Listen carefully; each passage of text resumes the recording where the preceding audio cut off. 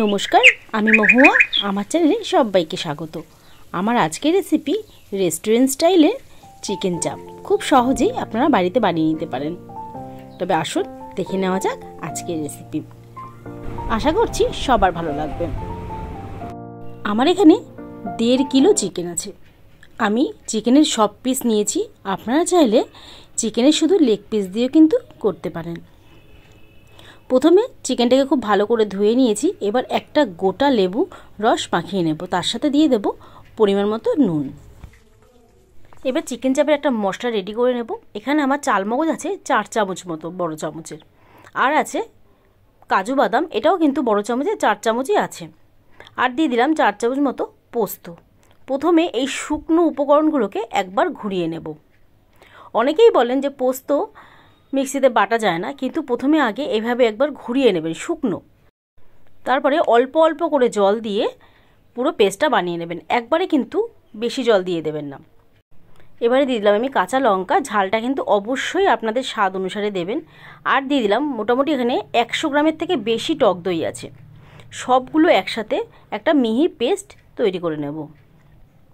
এবার দিয়ে দিলাম চিকেনের মধ্যে আদা রসুন বাটা। আদা একটু কম দিতে হবে, রসুন বাটাটা একটু বেশি দিতে হবে। এবার যে পেস্টটা বানিয়ে রেখেছিলাম সেটা দিয়ে দিলাম। আর দিলাম 1/2 চামচ মতো জয়িত্রী গুঁড়ো। আর জায়ফলটা আমি এভাবে গ্রেট করে দেব। খুবই কম, বেশি দিলে কিন্তু তেতো হয়ে যাবে। পরিমাণটা দেখে বুঝতে পারছেন যে কতটুকু দিয়েছি। এবারে দিলাম কাশ্মীরি লঙ্কার গুঁড়ো মোটামুটি 2 চামচ মতো কালারের জন্য। আর দিলাম ঝাল লঙ্কার গুঁড়ো, ওটা 1.5 চামচ মতো। ঝালটা তো অবশ্যই নিজেদের পছন্দ মতো দেবেন।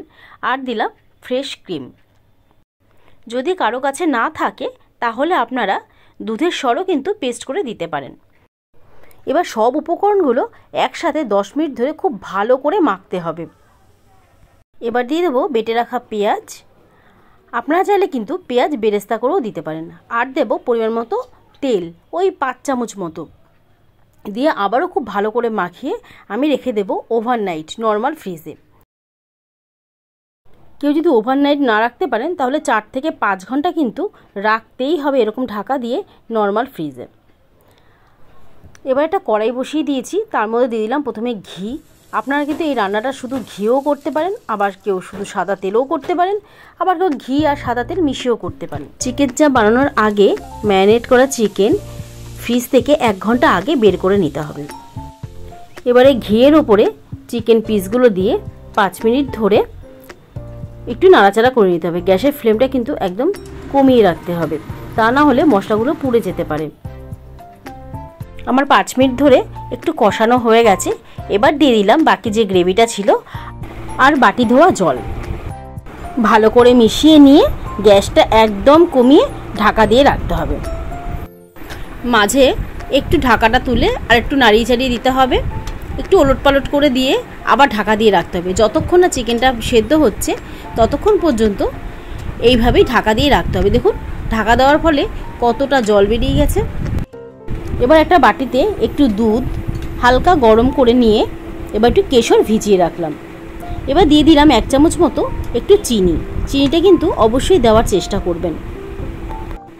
আমার চিকেনটা সেদ্ধ হয়ে গেছে, তেলটাও উপরে ভেসে উঠেছে। এবার দিয়ে দেব 1 চামচ ছাতু। ছাতুটা দেওয়ার পরে ভালো করে একটু মিশিয়ে নেব। এবার দিয়ে দিলাম কেশর ভেজানো দুধ। আর দিলাম কেওড়া ওয়াটার 1 চামচ, আর 1 চামচ দিলাম রোজ ওয়াটার। দিয়ে আবারও খুব ভালো করে নাড়িয়ে চাড়িয়ে এবার একটু ঢাকা দিয়ে রেখে দেব। গ্যাসটা কিন্তু অফ করে দিয়েছি। সব শেষে দিয়ে দিলাম 1 চামচ মতো ঘি। আর দিলাম জয়িত্রীর গুঁড়ো। আমার চিকেন চাপ একদম রেডি হয়ে গেছে। আমার মনে হয় সব থেকে চিকেন চাপ রান্না করাটা একদম সহজ। আর চিকেন চাপ বিরিয়ানি, তন্দুরি রুটি, রুমালি রুটি সব কিছুর সাথে কিন্তু খুব ভালো লাগে। আমার এই রান্নাটা কেমন লাগলো? যদি ভালো লাগে লাইক, শেয়ার অ্যান্ড সাবস্ক্রাইব করার অনুরোধ রইল। আজ আসি, আবার চলে আসবো অন্য কোনো দিন অন্য কোনো রেসিপি নিয়ে। ততক্ষণ পর্যন্ত ভালো থাকবেন, সুস্থ থাকবেন। ধন্যবাদ।